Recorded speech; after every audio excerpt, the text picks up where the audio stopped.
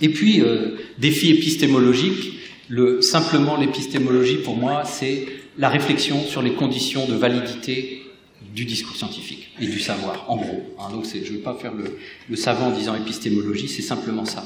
Donc on a à déconstruire un certain nombre de nos savoirs qui ont des usages et des fonctions idéologiques. Alors là, je vais me référer à Pierre Bourdieu. Les classes dominées ne parlent pas, elles sont parlées. Il disait dans d'autres écrits, les pauvres ne sont pas une classe, ils sont parlés comme tels. J'y reviendrai un peu plus tard, mais pour moi, il y a un vrai chantier à ouvrir, c'est celui de la recherche avec les personnes elles-mêmes. Je pense que là, il y a un continent même qui est inexploré. Au moins, c'est bien parce que on ne pourra pas dire qu'on a tout essayé, parce que là, à mon avis, on n'a encore quasiment rien essayé dans cette question-là. Ça me fait penser, par exemple, aux travaux en ce moment portés plutôt par les théoriciennes du Caire et Donna Haraway, par exemple, aux États-Unis, qui parlent de savoir situé, hein, les savoirs situés. Donna Haraway est une féministe assez radicale qui produit des écrits très intéressants, notamment sur la question des savoirs situés. Ces savoirs situés, ce sont finalement des savoirs, on pourrait dire, moi je les appelle de derrière les fagots, c'est des savoirs non académiques, non surplombants, qui sont partiels, qui sont régionaux, qui sont singuliers, qui sont documentés par l'expérience des gens, mais qui offrent un point de vue extrêmement juste et qui débouchent des zones d'ombre que les savoirs académiques, le savoir des sciences humaines, échouaient à regarder. Ça, j'en suis intimement persuadé. Parce que j'en fais l'expérience, je vais essayer de vous le prouver dans la suite de mon propos. Et puis je me référerai là aux travaux de Michel Foucault, en 77. Il parlait du retour des savoirs assujettis. Et le retour des savoirs assujettis, pour lui, c'était la possibilité de soutenir une critique sociale. Donc si effectivement on veut instruire la critique de ces effets de contrôle social, il faut retourner de ce côté-là, à mon avis. Et il faut se pencher sur ce que sont les savoirs assujettis. C'est des savoirs disqualifiés. Hein. C'est justement les personnes, vous savez, il y a toujours un collège de personnalités qualifiées, quelque part, quand on crée une instance. Je pense qu'il est urgent de créer des collèges de personnalités disqualifiées.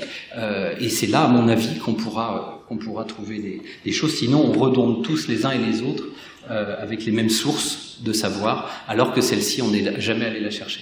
Ce qui est entendu très bien pour la loi sur le handicap, hein.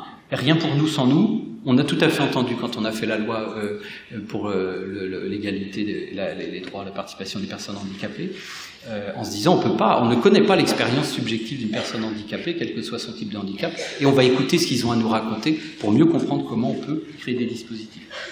Ça, personne n'en disconvient. Quand c'est à l'endroit des plus pauvres, il y a quand même un doute.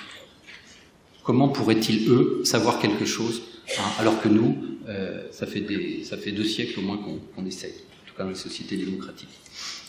Donc, retour des savoirs assujettis. Alors, les savoirs assujettis, c'est pas que les savoirs de nos usagers, ça peut être aussi tout à fait, pour les théoriciennes du Caire, en tout cas, les savoirs assujettis des agents les plus bas dans les catégories socio-professionnelles. Regardez ce que peuvent dire des TISF de leur travail, c'est extrêmement intéressant. Hein. Donc, quand elles se mettent à penser leur propre travail, à dire le travail, comment elles travaillent au niveau domestique, hein, il sort des choses qui sont nouvelles, un nouveau regard. Donc, les savoirs assujettis, c'est pas que un plaidoyer pour mettre en avant le savoir des usagers, puis nous, on n'aurait plus rien à dire. C'est mettre en dialogue des savoirs qui ne sont pas surplombants. Voilà les 3 défis. Alors, j'ai pas cité Kierkegaard, mais vous avez peut-être lu.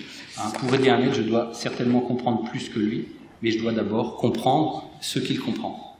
Hein, ça, c'est une perspective que je trouve intéressante, qui est portée par des systémiciens comme Guy Oslos, mais qu'il fallait rappeler. Alors, fin du préambule, qui est un peu long.